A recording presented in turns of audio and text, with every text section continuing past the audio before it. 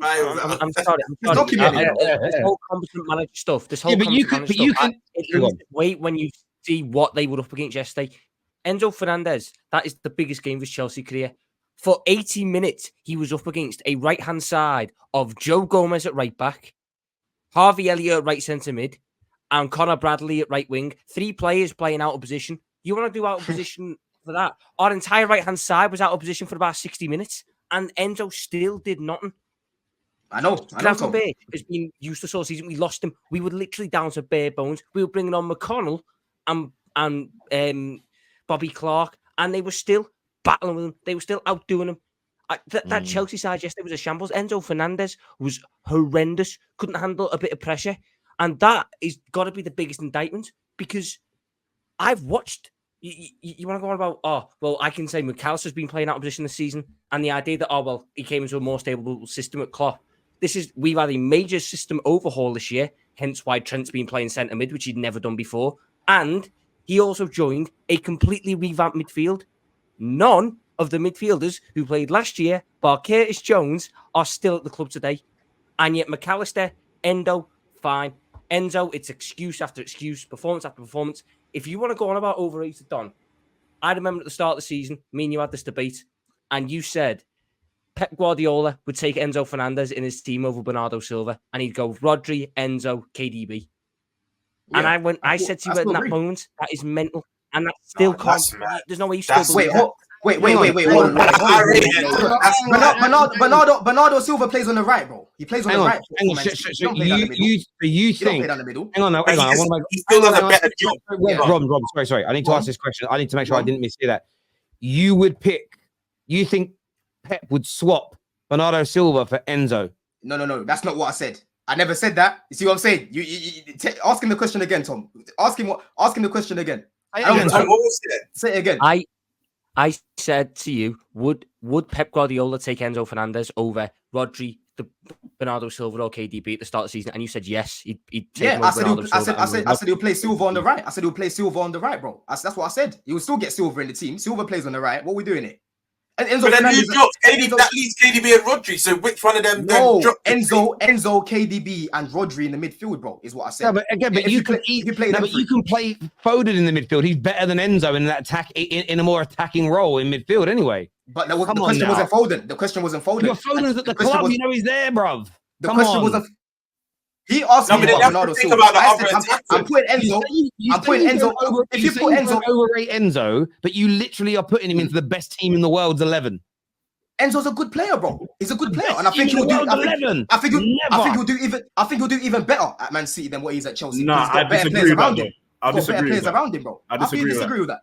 Because in Man City, you need to have versatility at Man City. Enzo does not have that. You even said this, Don. Okay, put Enzo in the number 10 is tragic. Put Enzo in the number 6 is tragic. You have to put him in a certain position where certain guys are around him for you to get the best out of him. Oh, that sounds like a lot like what Man United fans were saying about Pogba all this time. Do you know what? Listen, he's a great player. I'm not going to gas it. He's a great player. But there's so many limitations with him that you pay that much money for you to have. It doesn't make sense. Do you know what's like about Gary, I want to talk about Chelsea when you're done. Make a point, Roms. I want to go through some more super chats. Then we're going to move on to Liverpool. Don and Chez, you don't know. I do think Enzo's good, but I think what's sad about current football is you have to have some sort of athleticism. In my opinion, you just do. The technical plays for me are being outside the game. Like you have to be technically gifted and have a bit of athleticism. For me, that's where I think Enzo's detriment. I think Enzo will be more suited to another league, but Premier League now, I think his days personally for me can be numbered. Even with a new system, even with a new manager, I don't think we're ever going to see the best Enzo at Chelsea. I think we'll see him elsewhere in another league. In my opinion, that's just mad reactionary though. Because look at the performance against Aston Villa the other week. What they're doing that's just mad reactionary. I'm sorry, man. I don't think. One second. I just want to run. What everyone's doing here is like, I get it. He played poorly yesterday, yeah. And what Tom was saying earlier, the whole like our right hand side, I get it. But we're not going to use just one game sample size and use it for the rest of the whole season. Go, he's been crap all season. Nobody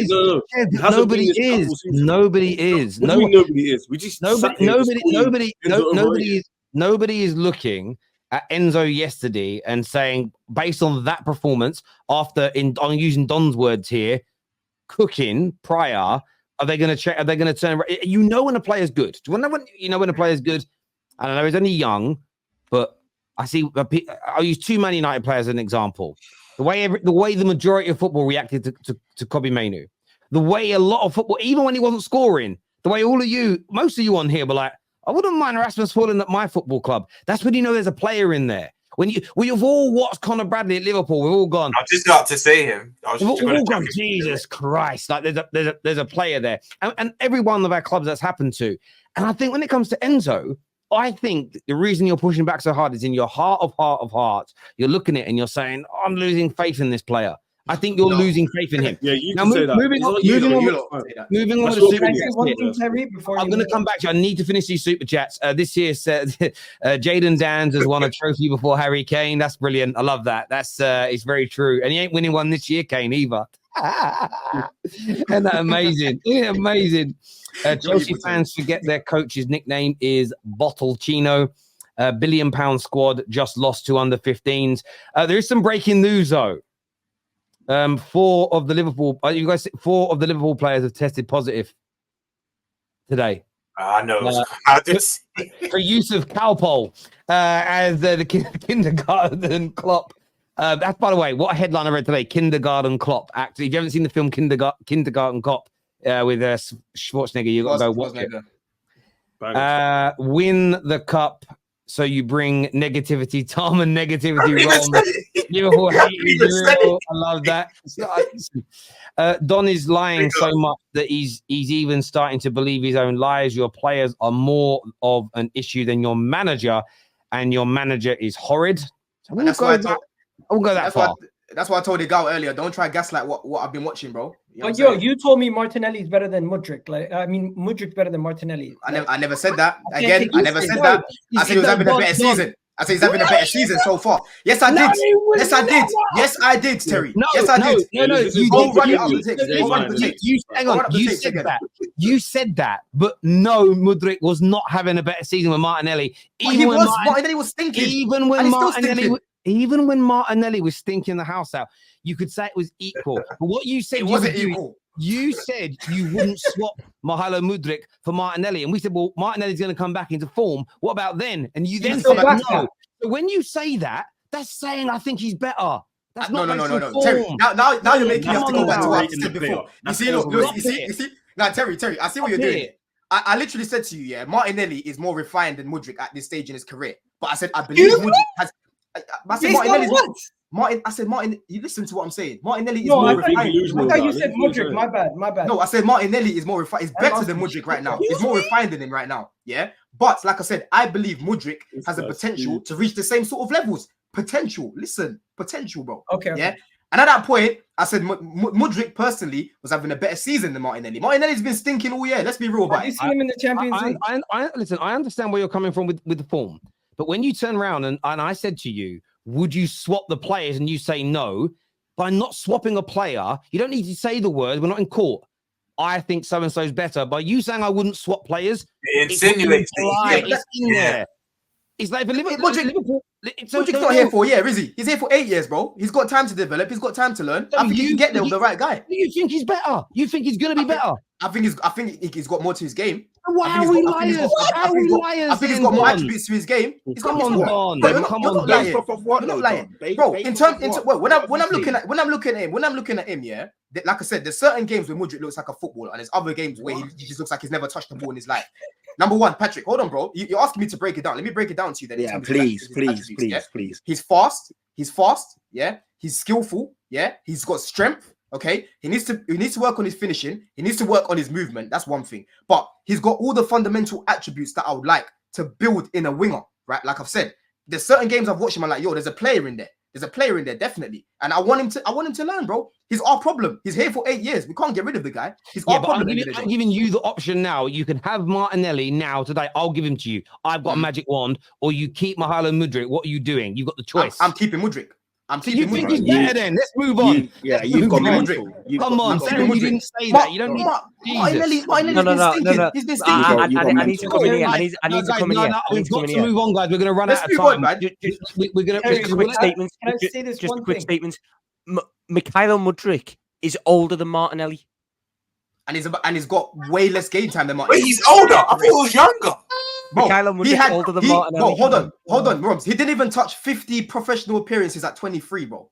We're talking about a guy here that's lacking real game time. That tells you everything you need to know. There's a reason Okay, for that. that's fine. But Martinelli's played way more games than this guy. Of Guys, course, he's we've going to be better than guys, we've got to move on. Sorry, One last thing, Agal. What we need to realize is that was Chelsea's season on the line for them. They literally were banking their whole season on winning the Carabao Cup to get them into Europe, to leave them with some sort of happiness for the rest of the season. The likelihood of them winning the FA Cup is still very slim, so they do have another chance. But they're basically that.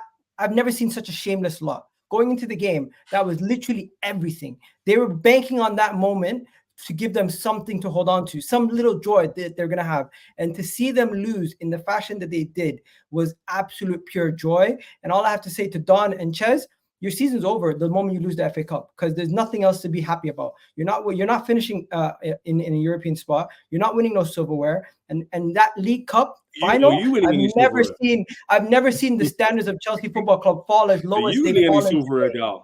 I have never seen Chelsea. No. You keep talking, but the reality is the standard. Let's keep it real. Let's keep it real. Banter aside, your expectations for this season. Your expectations for this season have gone down the drain. You originally started off by thinking, hey, maybe we can get into Europe. Now, maybe we can get Champions League. Maybe we can get into Europe. Maybe we can the League Cup and get a backdoor seat into the Europa League. Now your expectations are, let's see if we can get at least 10th. I'm done. There we go. I want to finish this super chat before moving on. Because I want to speak Liverpool before we move on to the Premier League. This here says, was Saka cooking in Arsenal's terrible team 3 years ago? Yes, he was. That's a very, very good point. Thanks. Enzo doesn't work in a midfield without Caicedo and Gallagher. Enzo is not a 10. He needs two defensive-minded midfielders to make him work. Not worth it. Thank you very much, bro. Never seen a fan base talk with so much chest about their players' quality after their overrated squad got dunked on by school kids.